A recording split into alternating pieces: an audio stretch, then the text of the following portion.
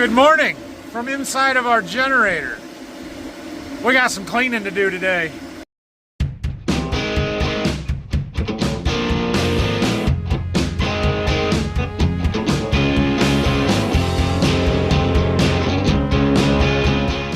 So yesterday our generator was overheating on us because, because the radiator's dirty.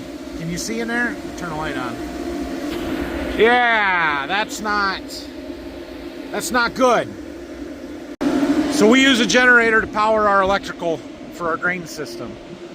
For lots of reasons, we won't get into that right now. But it sits on the west side of our bin site. Usually we have a west wind, it blows all the stuff, that way. The last few days we've had a really strong east wind. And so as we're running the dryer here, it's blowing all the fines and stuff towards the dryer, or towards the generator, and it's plugged up our radiator. So we get to do some cleaning and flushing here this morning, and that should fix the problem pretty easily. So Phil is inside the radiator thing there. Kind of had to climb up and go over and down inside. And using some air, we're going to try and blow some of this out. I don't know how successful the air is going to be, but we're going to get some water and rinse it down as well. Get something. Well, we're making a little progress. You can see through it now. That's a start. I got the shop vac out and shop vac a bunch of the stuff that was down there up, and actually got some out of the radiator as well. Phil went to get a different air wand. I got the water hose around. We'll get it. Getting our generator put back together. Pulled the air filter. Yeah, she needs blown out. Well, we got the generator running all good. Everything seems to be good there. Got the dryer running. And we're going to work through our wet bin full of wet corn. It is 18%, so it should dry fairly quickly. Yeah, putting out 1,300, almost 1,400 bushels an hour right now, so that is good. Looks like we've got a couple of loads up in the overhead here yet. Phil wants to haul dry corn into town. I don't know where he's at right now, where the blue truck's at. But I think there's still wet corn on that truck. We can probably get it emptied here. And then we can load dry corn up. All right, Phil's gonna keep hauling dry corn. We're drying into the overhead. I'm gonna just kind of stick around here and watch it for now. Got a few other little things that I need to do, so I'm gonna work on some stuff while watching the dryer and filling trucks for Phil. So we're gonna start with this one right here. Load it and have it ready for when he comes back, and he can just switch trucks and keep going. And we'll have plenty of room in our overhead. Loading. It is super nice having an overhead loadout bin where you can load trucks in less than 5 minutes. Good morning. We had a slow day yesterday. We dried corn, hauled corn, and cleaned out a generator. That's all we did all day. So the wet bin is empty. We were ready to shell some corn today, though. Dad's doing some more chiseling and tillage and stuff. My father-in-law's on his way up, and we're going to go get started. We got another 72-acre piece. That's the target today. We'll see what we can get done. So we got to get the combine and the grain cart moved and get some trucks over there. This is the farthest field that we have still to do. Weather's good, and we thought today would be a good day to go and get it. It's kind of close to where we're at now, or closer. And then once we get that one done, everything is within 2 miles from where we're standing. So that'll be good. Got the combine and made it over here to our target field for the day. Looks like that. I think there's 72 acres here. Should be doable. This is not good. Yeah, definitely had some giant ragweeds get away from us here, didn't we? Bummer. Well, the second pass off the road isn't as bad. Few stalks breaking over here. This is a good one to come and get.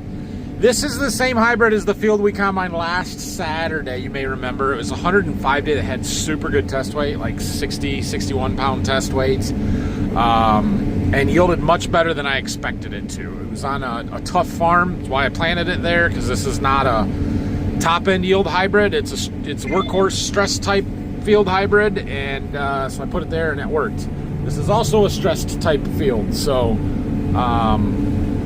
we'll see how it does here. If it does as good as it did in the last one, we're going to have to probably plant more of it. Came back for our grain cart. Get this taken over there. Steve should be there. Him and Phil are going to get trucks moved to the field, and we'll get going. I'm going to run the combine for just a little bit here this morning, get some end rows and stuff opened up, and then we'll throw Steve in it. All right, well, I got the end rows on the front of this field done here. Steve's in the combine. Let's shell some corn. Well, we've got the field opened up here. I haven't got Steve convinced or trained to be unloading towards the trucks all the time. We opened up a hole over there, but he keeps taking the far side of it, and they can't unload going that way. Anyway, it doesn't matter. It's not that big a deal. We got a lot of down corn out here, though. This corn's not going to be great. It's going to cure me of wanting to plant this variety again, which I wasn't planning on doing, and then the last field of it was actually really good corn. And I thought, well, we'll see how this one does. And there's enough of it that is broken stalks. Like right here, it's not terrible. There's some there. There's places where it's really bad, though. So we'll see. It looks like the combine's getting most of it. When I get a minute here later, we'll go ahead and jump out and kind of look behind the combine, see how many whole ears we can find on the ground. But yeah, it is what it is. It's going all right. And he's having a little trouble with it feeding in, so I had to get out, clear the jam on the header. I think he's good now, but got a bunch of ears on the ground here. No, still not going? All right. I think he's going now. I had a pile of stuff in that one row. I think it got plugged up again after I cleared it out. Don't get hit by a corn cob. How bad is it? Yeah, see, this row just got smashed down. They didn't actually get taken through there, so now all the ears are here. Yeah, it's just from right there, it looks like. So, not ideal, but not much you can do about it. It's down corn that causes problems. That's why we don't like down corn. I had a feeling that one was going to happen. There's Steve's first row of shame. I thought he was off one on when his second pass over there, he only had 7 rows. Yeah, he left the next one. That's all right. No big deal. We'll take care of it. Happens to the best of us. Well, we're doing the long end rows, or the end rows in the back, I guess, in the long rows. Working our way across here. Yeah, some coon damage out here, but the corn's starting to stand better. It's not down as bad once we get out this way into the field. There may be some on the front on the one hill up there that caught the rain or the wind, but we're getting there. It's getting better. We up to 190, 185. Oh, we just did these ends, so yeah, there's an auger there in the trees. That'll be all right. It's amazing we haven't ripped that flag off yet. We've moved right across this field here. It's going pretty well. There are several spots like that. So I showed one earlier, I think. Let's see. There's one up there. There was another one over there. There's this one. There's one back there that's sort of a long one and sort of splits into 2. And then there's another one over there. We replanted all of those spots. Remember the day that we used my buddy's 4430 straight piped with that 6-row planter? This was the reason why. We came over to these fields to fill in those spots. It was like the next day or 2 days later that we had another big heavy rain and they all drowned it out again and we totally wasted our time. None of that corn grew. That was a waste, but it is what it is. Yeah. So anyway, just thought I'd let you know that little fun story that, yeah, this is the field where we did most of our replanting. Looks like we're down to 20 acres to go here. We made it up to 190 average. That's not terrible. For this farm, that's not terrible. All right, today is one of those days that, you know, harvest is just kind of going. It's kind of boring and we're doing the same thing all day over and over, right? And so last week when I had one of these days, I kind of posed the question to you guys, the viewers here, about what do you want to hear about, different topics and things that I could talk about to kind of make the videos a little more interesting, because while harvest is fun for us and it's an exciting time of year, sometimes when everything's going right, there's not a lot of exciting content. So I kind of went back to that video just now and looked through the list of questions, and we're going to pick one out. I'm going to pick one of the first ones was from Joel, who was asking me about how we place different hybrids on different fields. So let's get into that a little bit. that's a relevant topic given the field that we are on and the hybrid that we are running right now. So you guys know that I sell seed for Golden Harvest, so I'm a seed dealer.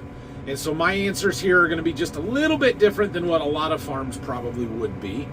But I really like to experiment and try the hybrids and stuff that I sell before I actually sell them, right? I want to have a year of experience with them, and maybe that's just a few bags the year before we release it, or maybe that's a box before I ever really push any of it to any of my customers. But I like to take that time to do that and try new things. So a lot of times when we're trying new stuff like that I don't have a good feel for where does it work, where doesn't it, I'm placing it next to other hybrids that I either know and really like to see if it's better or as good as those, or at least in the same maturity, right? You don't want to put a 103-day hybrid up against a 112-day hybrid and think that you have an even comparison there. So, one of the first things that I look at when we're placing hybrids is irrigated versus non, right? We obviously only have one irrigated field, but I'm always trying to figure out what am I going to plant there first, and I will specifically assign those varieties or hybrids to that field. That field is 170 acres, 173, so it takes quite a bit of seed. It takes well over a full box, almost two if you were doing just two varieties up there. And so, like this year, I bought one variety I bought one box of it specifically for that field, that 14B. Retrospect, that probably wasn't the smartest decision to plant that hybrid, but at the time we thought it was. So, and then I'll pick another, a good high-yielding hybrid, something like that I think we can put up there under irrigation. And then we look at some crop rotation stuff. It's not as big a deal with corn as it is with beans, but like this year. So we had our full season beans planted at our Berkey farm, and so I knew that I wanted to plant early corn there so that we could do all the harvest in one trip, and that worked out. So I went with our 102 and 103 day hybrids down there because they were the earlier side of everything that I had, and I kind of picked hybrids that I thought would work there because I knew that I was going to have early maturing stuff at that farm. So then we kind of assigned those fields, and that uses up some of the early stuff. Now, another thing that we will look at is do we have any corn on corn? If I have corn on corn acres, I will make sure to put a rootworm traded hybrid there. I do not buy all triple stack corn. Not all of our corn has a rootworm trait. In fact, a lot of it does not. And so if we do have that situation, I try and use a rootworm hybrid there. From there, we're looking at soil types a little bit. Drainage is a big one. Is it tiled? Is it not? Productivity of the field. Is it a good farm? Is it a tough farm? What are those soil types like? And am I likely to plant it early or late? Right? So I'm going to look at the better fields that we have that I'm probably going to get planted early because they're better tiled and they're just the ones that we always get on first. And I'm going to plant my best full season corns there because they have the most yield potential. And then, I'm going to find a field like this one where it's a wet farm, it needs tile, it's extremely rolling, it's variable, moderate soil types, it's not super productive. And I'm going to find that hybrid that is a really good workhorse hybrid that's going to be able to withstand some of those challenges and stressors better than some of the other ones, because there are major differences in hybrids as far as how they handle stress. Some of them will maintain their yield levels really well. Some of them are more, where you have to baby them a little bit, and you have to put them in a situation where they're going to have plenty of water, plenty of nutrients, or whatever. And they'll yield really, really well if you do that, but if you put them in a hard stress situation, they're going to fall apart a lot faster. And so that's a lot of how I do that on the corn. Now on the bean side of stuff, we have a little bit more to do with maturity because I will always figure out where are we going to plant wheat? Where do we want to plant wheat next fall, right? So like right now we're ordering seed. We've already got seed ordered for 2026 crop.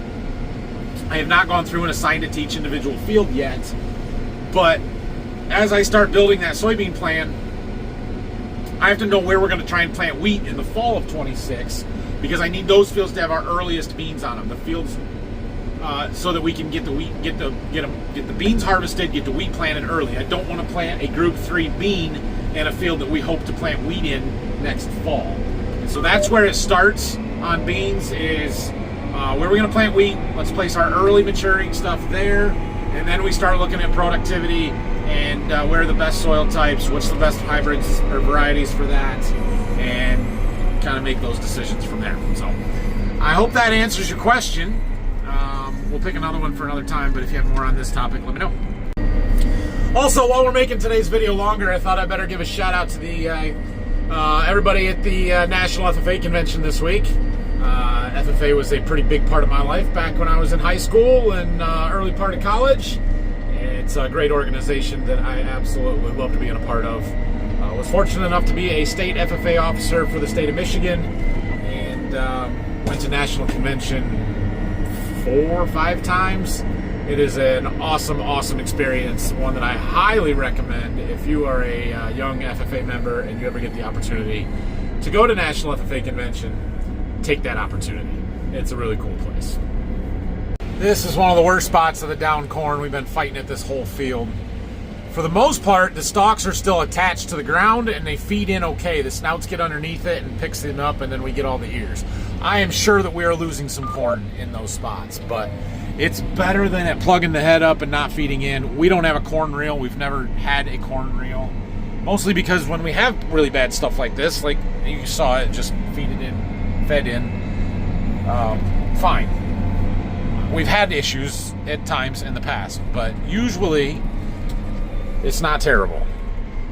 So, oh, there goes a deer. There's been a whole bunch of them out here. We've been chasing out all day.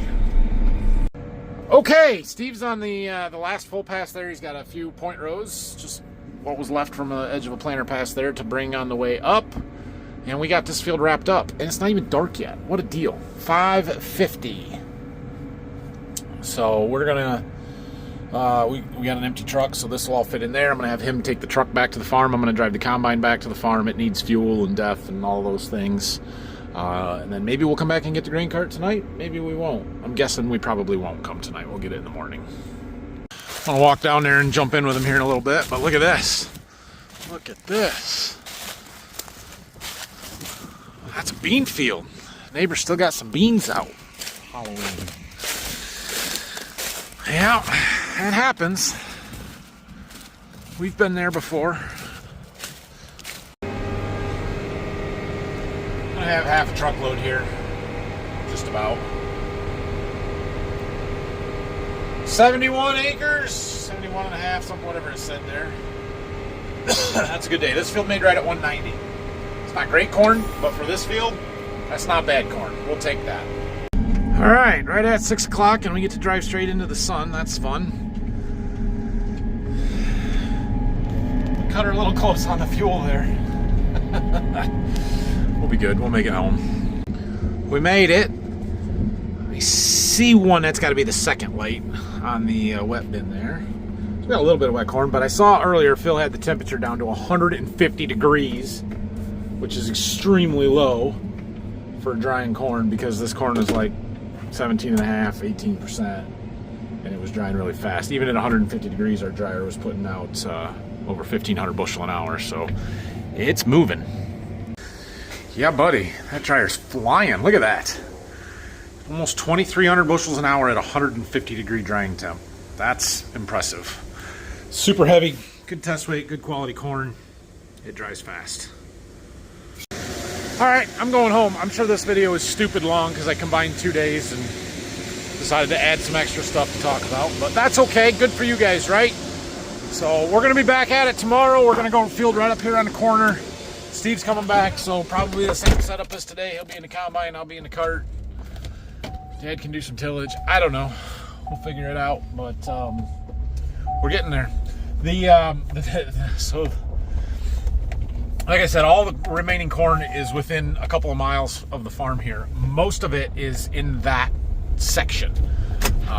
We've got, let's see, there's 128, there's 60, 65, 42, 39, 36, and 140 acres. All touching each other. all in one block. And that's the next target. It's probably going to take us almost all of next week to get that done, but that's what we're going to try and do. So, yeah, got a big football game tomorrow. Go Bucks! And we're going to combine corn, listen to the football game, probably watch the football game. Let's be honest, and it should be a good day. So, if you would like the video, subscribe to the channel if you haven't already. We'll see you guys tomorrow.